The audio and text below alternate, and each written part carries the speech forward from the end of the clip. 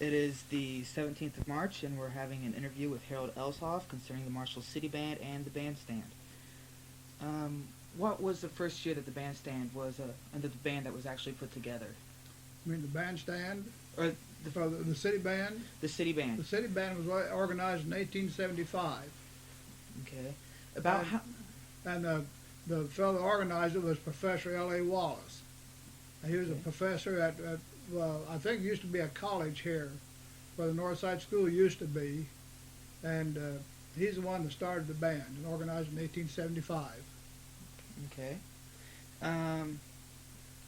At that time and then now, what is the general type of music that is played? Is it more of a concert setting, or do they do a lot of marches? Well, back years ago, it's pretty much the same now.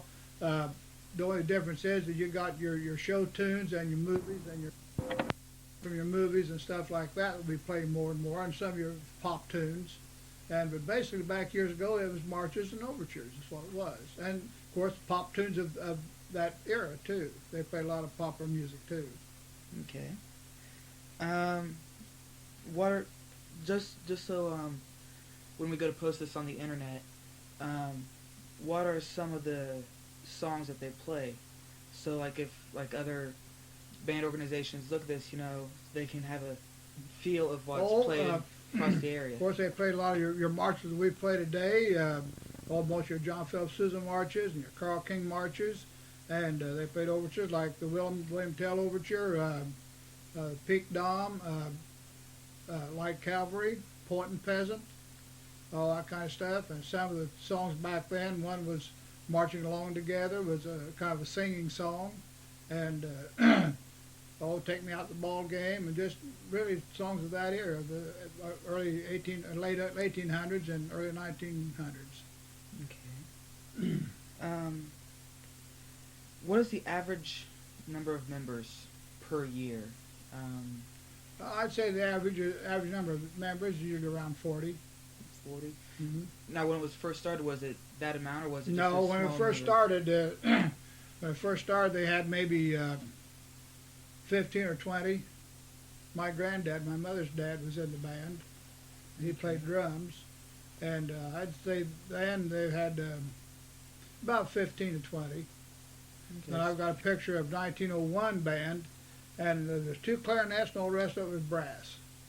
And So when it got started, it was mainly just a brass band, yeah, and then later Mhm. became a woodwind concert oh yeah, band right, type setting. yeah. See, back years ago, in the 1800s, mostly all your bands was brass bands, and then eventually your flutes and piccolos, clarinets and stuff. You always had piccolos in all your brass bands, but then your clarinets and stuff and your horns started coming in, and then of course a little later on they went to French horns instead of your old alto horns, what you used to call peck horns. They played the afterbeat, and the bassist played the downbeat. Okay. When does the band generally perform? I do know they go through the summer, but like, do they start up like before the summer? Well, we usually start the 1st of May for rehearsals, and our first engagement is always Memorial Day, and then our concerts are in June, July, and biggest part of August. We try to go through August. Sometimes school starts earlier, and you can't go as long as you want to. Right. But Now they perform like every week then, right? every week, every Every Friday week. night, yes. Okay. And now we play for the 4th of July also. Okay. How many directors of the band have there been? Well, I think I'm the 6th one. The first one was Professor L.A. Wallace. Then there was William Rector, and there was Harold Bright, and he went from here to Indiana State University. Okay. And Herman Dickoff from Terre Haute, he directed for a while. Drew Castile was the director. Charlie Trez played, but he directed once in a while, but mainly Drew Castile. Then after Drew Castile, then there was Vaughn Arney, and he retired in 1964, and he was a music teacher here at the high school, and grade school and high school. And then when he retired in '64, then I took over the band. Okay. who built the first bandstand? From my understanding, that bandstand has since been redone since it was originally built. It's been repaired and it hasn't been rebuilt as such, but it's basically the same bandstand when it was built. It was built in 1929. Okay. And it's still the same bandstand. Of course, they've done some renovation to it, new roof, and this last spring they put in new posts. Of course, the leather were rotting off with the concrete, and they drilled and put all new posts around the old post and redid all that. But basically, it's still the same bandstand. Okay. Now, you said it was built in 1929, right? 1929. At that time, about how much would it cost to build a bandstand like that? Do you have any idea? At that time, no, I wouldn't have any idea. A lot of this was donated because my dad told me that Kirshner's and a lot of people around town donated materials and labor and stuff to build it. And I don't know who the builders were at that time, because that's the year I was born. All right. Why did Marshall decide to have a city band? Because there's other towns like Casey and Martinsville that have as much music involvement as Marshall does. Yet Marshall's the only city, the only town in the county that has a city band. Well, Casey tries to have a city band. I don't know whether they did last year or not. But they used to have a city band. I used to play in it back years ago. But I don't know. Of course, a lot of your little towns always started some kind of little brass band, and some bands kept going, and some bands folded and just didn't go. I think it was mainly for your personnel, your schools, and stuff like that. And of course, back years ago, high school kids couldn't play in the city band. And then when I started, I was maybe one of the first high school kids could play in the high school. I played when I was in grade school, in the 8th grade of grade school, so I started playing. And but that's so funny, when the high school kids started coming in, and a lot of the older fellows started dropping out. And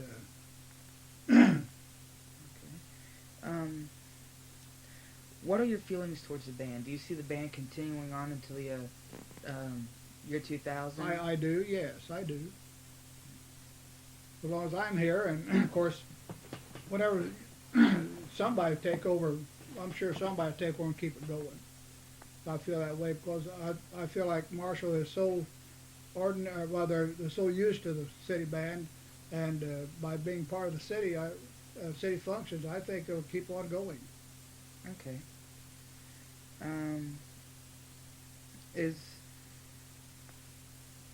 From my understanding,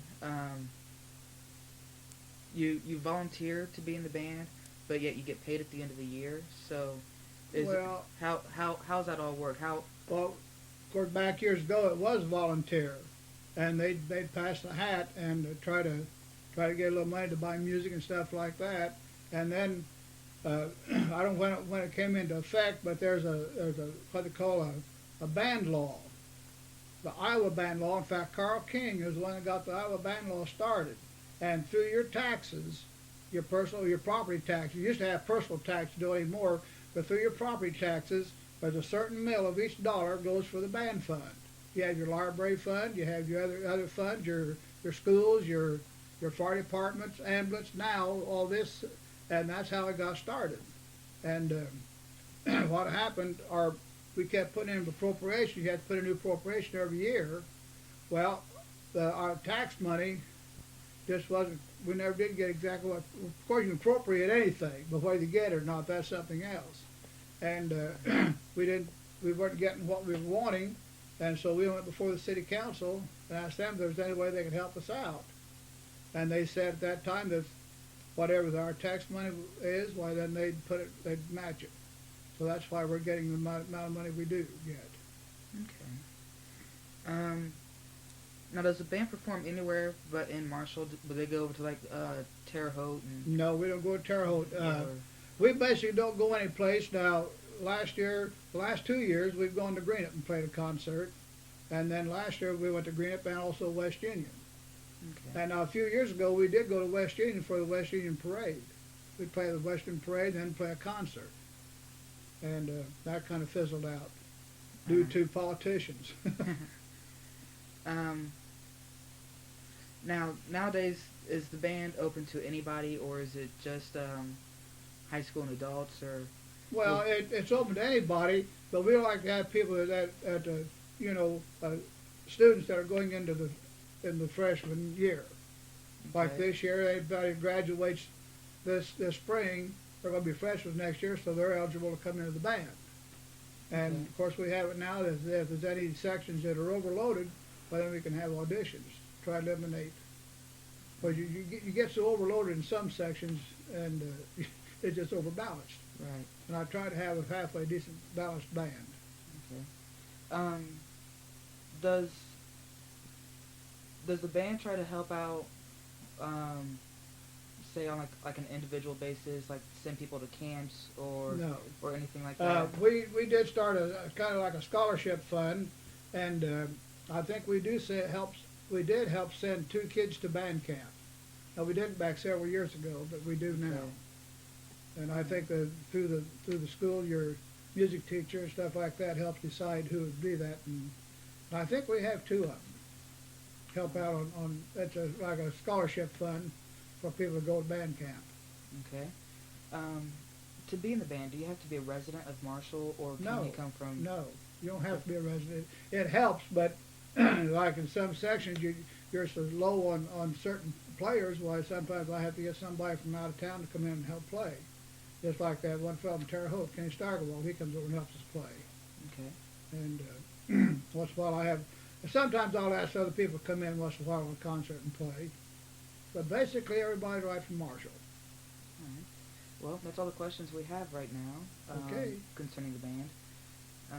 You've been a great help. Well, thank you. It's taken us some time. We've been digging and looking, and it's plumb hard to find some information on the bandstand. Yeah.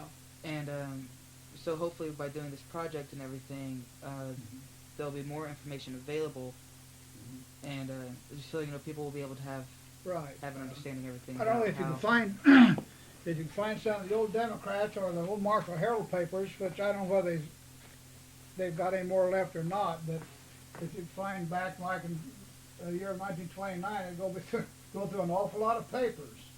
There might be Yes. something else. Of course, I don't know.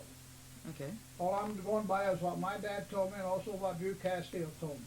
So And, there's a lot of oral history involved, but not a whole Yeah. lot of it's been written down. Not that I know of. Okay. But I think if you go back, the way I found out about when the band was organized, it was in the Marshall Herald paper, and we found an 1875 paper that finally had a list in there, had a thing in there to tell about when the band was started. Okay. So then, hopefully by this, we might be able to put it. I don't know if Marshall celebrates its sesquicentennial or what coming up here soon. Not being originally here from Marshall, I don't really know. But maybe if they do something special, we can Yeah. include this interview and the information that Yeah, sure. has been found out. That'd be fine. All Yeah. right. Well, we thank you a bunch. Well, you're sure welcome.